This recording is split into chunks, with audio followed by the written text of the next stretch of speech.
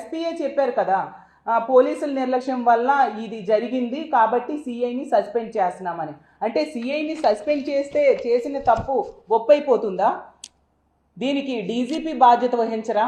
SP బాధ్యత వహించరా? ముఖ్యంగా ఈ రాష్ట్ర ప్రభుత్వం బాధ్యత వహించాల్సిన అవసరం ఉందా లేదా? దీనికి నైతిక బాధ్యత వహిస్తూ ముఖ్యమంత్రి గారు, డిప్యూటీ సీఎం గారు, ముఖ్యంగా మహిళా హోంమంత్రి గారు రిజైన్ చేయాల్సిన అవసరం ఉందని మేము తెలియజేస్తూ ఉన్నాము. ఇది ముమ్మాటికి ప్రభుత్వ హత్య. 6 రోజులుగా తల్లిదండ్రులు చెప్తూ ఉన్నా వీళ్ళ మీద అనుమానం ఉంది అని తెలియజేస్తూ ఉన్నా నిర్లక్ష్యంగా బాధ్యతారాహిత్యంగా ప్రభుత్వము పోలీసులు వ్యవహరించడం వల్ల జరిగిన హత్య అనేది క్లియర్గా అర్థమవుతూ ఉంది. మరి వీళ్ళందరూ బాధ్యత వహించాల్సిన అవసరం ఉందా లేదా? అంత దారుణంగా ఈరోజు ఈ రాష్ట్రంలో మహిళల భద్రత ఉండిన పరిస్థితి. అదే ఉమ్మడి అనంతపురం జిల్లా, ఇప్పుడు సత్యసాయి జిల్లాలో తీసుకుంటే రాప్తాడు నియోజకవర్గంలో ఎంత దారుణం! 14 సంవత్సరాల బాలికని 14 మంది టీడీపీ కార్యకర్తలు 6 నెలలుగా వీడియోలు తీస్తూ అత్యాచారం చేశారంటే అసలు మనము ఒక ప్రజాస్వామ్య దేశంలో ఉన్నామా? అసలు ఇక్కడ అంబేద్కర్ గారి రాజ్యాంగం అమలవుతుందా లేదా? ప్రజలకి కనీస హక్కులు ఉన్నాయా లేదా డౌట్ వచ్చే పరిస్థితి. ఈరోజు ఈ రాష్ట్రంలో ముఖ్యంగా మహిళలకి రక్షణ అనే హక్కుని కల్పించట్లేదు ఈ ఆంధ్రప్రదేశ్ రాష్ట్రంలో కూటమి ప్రభుత్వం. ఎంత దారుణంగా అంటే ఈ 14 మంది కూడా టీడీపీ కార్యకర్తలు. ఆ టీడీపీ కార్యకర్తల్ని నిన్నటి వరకు కూడా కనీసం అరెస్ట్ చేయలేదు. నిన్న మా పార్టీ నాయకులు వచ్చి అక్కడ ఆందోళన చేస్తే అప్పుడు కొద్ది మందిని అరెస్ట్ చేయడం జరిగింది. ఏంటిది? ఎంత దారుణమైన పరిస్థితుల! ఎన్ని సంఘటనలు! ఇలాంటి ఘోరమైన సంఘటనలు వినని రోజు లేదు. ఎంత దారుణంగా మహిళల రక్షణ వీళ్ళు గాలి కొదిలేయడం ఎంతవరకు సమంజసం? దాంతో మహిళల్లో తీవ్రమైన వ్యతిరేకత ఈ ప్రభుత్వం మీద వచ్చింది. కాబట్టి మేము చేసిన ఈ రోజు కార్యక్రమానికి విపరీతమైన స్పందన ప్రభుత్వం నుంచి రావడం, ప్రజల నుంచి ముఖ్యంగా మహిళల నుంచి వచ్చి అది ఎంతగానో విజయవంతమైన విషయం మన అందరము చూసాము. అలాగే తీసుకుంటే ఎంతసేపు కూడా ఈ కూటమి ప్రభుత్వము ఎవరో తప్పులు జరిగితే ఎవరో ఒకరి మీద తోసి చేతులు దులుపుకోవడానికి ప్రయత్నిస్తుంది తప్ప నిజంగా ఇలాంటి సంఘటనలు జరిగినప్పుడు బాధ్యత వహించడం లేదు అనేది క్లియర్గా అర్థమవుతుంది. అంతేకాకుండా వీటన్నిటికీ కారణం ఏంటి? మద్యము, గంజాయి, డ్రగ్స్. వాటిని అరికట్టడంలో పూర్తిగా విఫలమైంది సరికదా. ఈరోజు కూటమి అధికారంలోకి వచ్చాక మద్యం కానీ, గంజాయి కానీ, డ్రగ్స్ కానీ డోర్ డెలివరీ అవుతుండే పరిస్థితి. ఈరోజు మద్యం కోసం బెల్ షాప్స్ అయితే 60-70 వేల బెల్ షాప్స్ ఈరోజు ఈ ఆంధ్రప్రదేశ్ రాష్ట్రంలో ఉన్నాయి. అలాగే గంజాయి విచ్చలవిడిగా దొరుకుతూ ఉండే పరిస్థితి. అలాగే ముఖ్యమంత్రి సొంత నివాసం ఉంటున్న జిల్లాలోనే మనం చూసాం మొన్ననే డ్రగ్స్ దొరికాయి.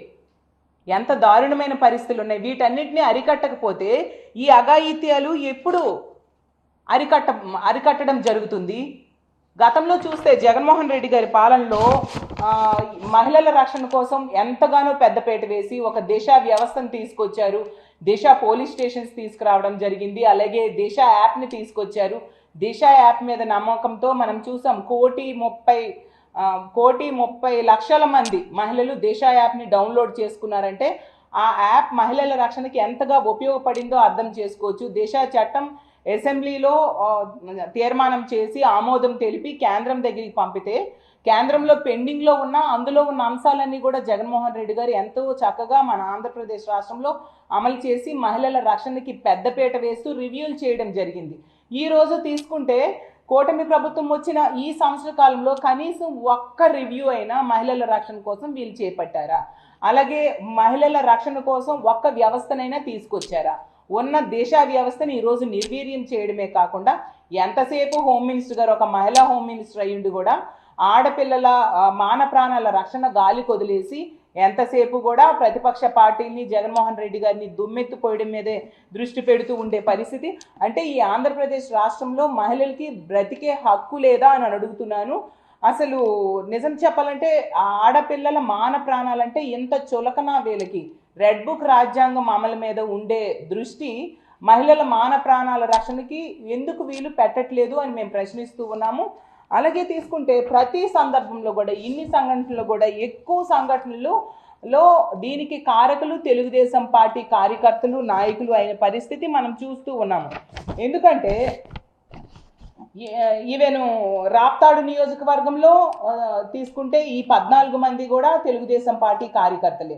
అలాగే తీసుకుంటే మొన్న రాజమండ్రిలో వికాస్ ఫార్మసీ విద్యార్థిని ఆ రోజు మనం చూసాం, ఆమె చనిపోయింది, హాస్పిటల్లో పెట్టి 2 రోజులు చావు బ్రతుకులతో పోరాడి మరీ చనిపోవడం జరిగింది, ఆత్మహత్య యత్నము అనేసి.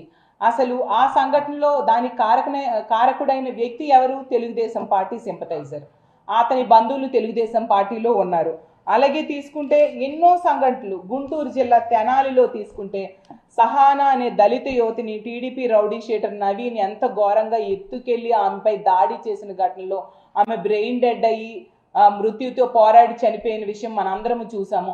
ఆ సంఘటనలో కనీసం ఈ ప్రభుత్వం స్పందించిందా? హోమ్ మినిస్టర్ ఏమైనా ఆ విషయంలో ఆమెకి అండగా నిలబడడం కానీ, మెరుగైన వైద్యం కోసం చర్యలు తీసుకోమని ఆదేశాలు జారీ చేయడం కానీ ఏమీ చేయలేదు. మళ్ళీ జగనన్న వెళ్ళి ఆ అమ్మాయి చనిపోయాక ఆ కుటుంబాన్ని ఓదార్చడం జరిగింది తప్ప ఈ ప్రభుత్వం ఎటువంటి స్పందన లేని పరిస్థితి మనం చూసాము. అలాగే తీసుకుంటే తిరుపతిలో జనసేన లీడర్ కిరణ్ రాయల్ అనే వ్యక్తి లక్ష్మిని ఎలా మోసం చేశాడో ఆమె రోడ్డెక్కి మరీ చెప్పిన పరిస్థితి మనం చూసాం.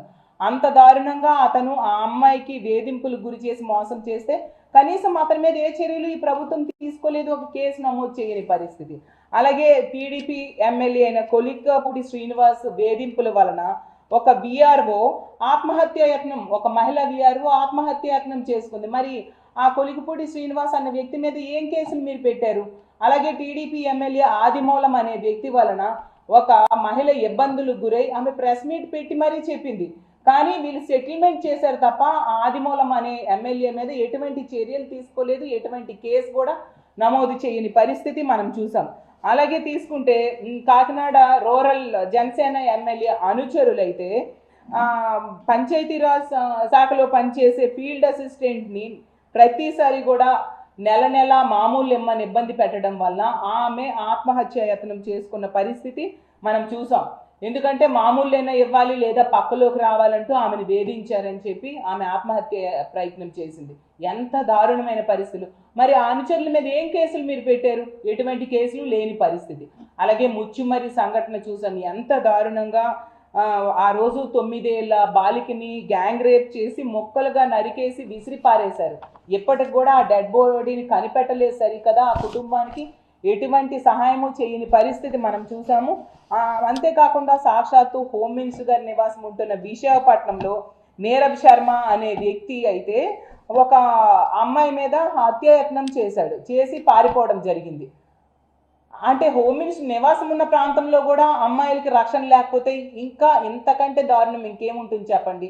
అలాగే హోమ్ మినిస్టర్ సొంత జిల్లా అయిన అనకాపల్లి జిల్లాలో ఆమె పక్క నియోజకవర్గమైన యలమంచిల్లో రాంబిల్లిలో తీసుకుంటే ఒక అమ్మాయిని ఆ పేరెంట్స్ కంప్లైంట్ కూడా ఇచ్చారు. సురేష్ అనే వ్యక్తి వలన ప్రాణహాని ఉంది అని కంప్లైంట్ ఇచ్చినా పోలీసులు ప్రభుత్వము నిర్లక్ష్యంగా వ్యవహరించడంతో ఆ అబ్బాయి కూడా ఆ అమ్మాయి ఇంటికి వెళ్ళి మరీ పేక కోసి చంపేయడం జరిగింది. దీనిలో కూడా ప్రభుత్వ వైఫల్యం అలాగే పోలీసుల నిర్లక్ష్యం క్లియర్గా కనిపిస్తూ ఉండే పరిస్థితి మనం చూస్తూ ఉన్నాము. అసలు నేరాల నియంత్రణలో పోలీస్ శాఖ అయినా ప్రభుత్వమైనా పూర్తిగా వైఫల్యం చెందిన పరిస్థితి మనం చూస్తూ ఉన్నాం. ఎంతసేపు కూడా రెడ్ బుక్ అంటూ రెడ్ బుక్ రాజ్యాంగం అమలు మీదే దృష్టి పెడుతూ ఉన్నారు తప్ప ఎక్కడా కూడా అంబేద్కర్ రాజ్యాంగాన్ని అమలు చేయని పరిస్థితి మనం చూస్తూ ఉన్నాము.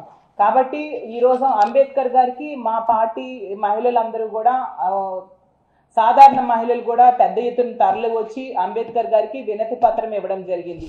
ఇలాంటి ప్రభుత్వంలో ఉన్న పెద్దల మనసు మార్చి మహిళల రక్షణ కోసం పెద్దపీట వేయాలి. అలాగే రెడ్ బుక్ రాజ్యాంగం అనే దాన్ని పక్కన పెట్టి అంబేద్కర్ రాజ్యాంగం చక్కగా అమలయ్యేట్టుగా ఈ రాష్ట్రంలో అమలయ్యేట్టుగా చేయాలి. అలాంటి బుద్ధిని ఈ ప్రభుత్వ పెద్దలకు పోలీసులకు కలిగించాలని అంబేద్కర్ గారికి విన్నవించుకుంటూ మేము ఈ పెద్ద ఎత్తున నిరసన కార్యక్రమాలు చేపట్టడం జరిగింది. విపరీతమైన స్పందన ప్రజల నుంచి వచ్చింది.